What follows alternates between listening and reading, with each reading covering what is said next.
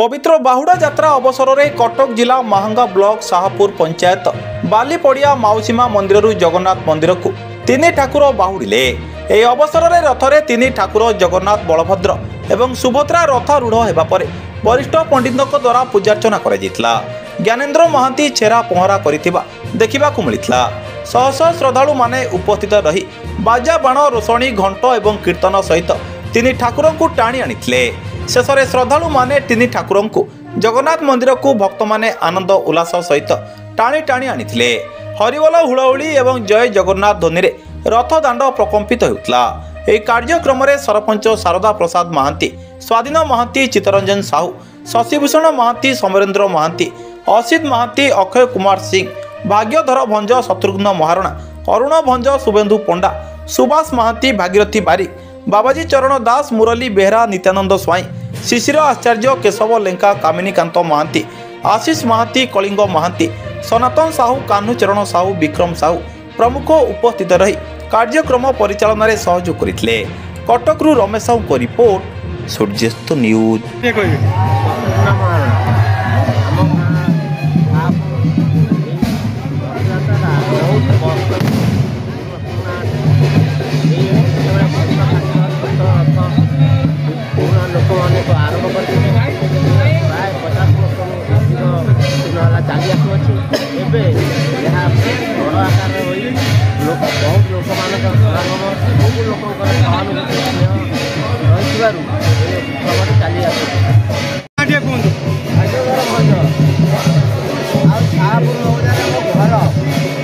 रथयात्रा कथा मुझे रथयात्रा जो मैंने करते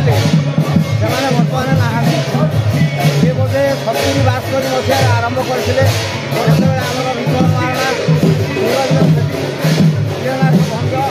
रजकिशोर पाणी ये सब आरंभ करते बहुत छोट रथटे छोट ठाकुर कर रखी ठाकुर बर्तमान ठाकुर दया आज पर्यटन से कार्यक्रम चलती आस्ते आस्ते ठाकुर भी बड़ है यहाँ से प्रभु जगन्नाथ दया जगन्नाथ दया आज पर्यटन है ठाकुर लीला चलती ठाकुर लीला सब लीला जगन्नाथ लीला कर महिमा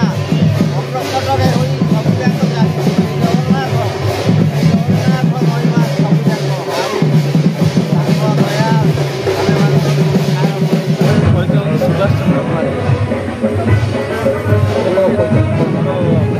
सुभाष चंद्र कुमार आध्यात्मिक महाप्रभु जगन्नाथ जाइए मौसीमा घर मंदिर प्रवेश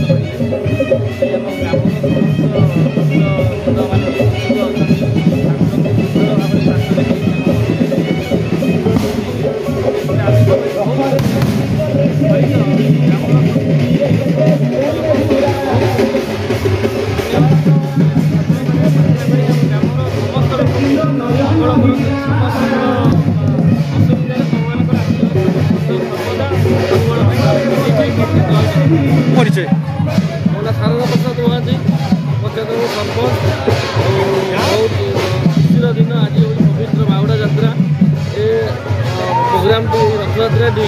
आज को एबेकार नुह ये 50 वर्ष बहुत पुराना परंपरा 1974 वर्ष आरंभ हो आसुच्छी। प्रथम धन्यवाद देवी आम पंचायतवासी को जो मान सहयोग रथयात्रा बहुत महांगा प्रसिद्ध होती समस्त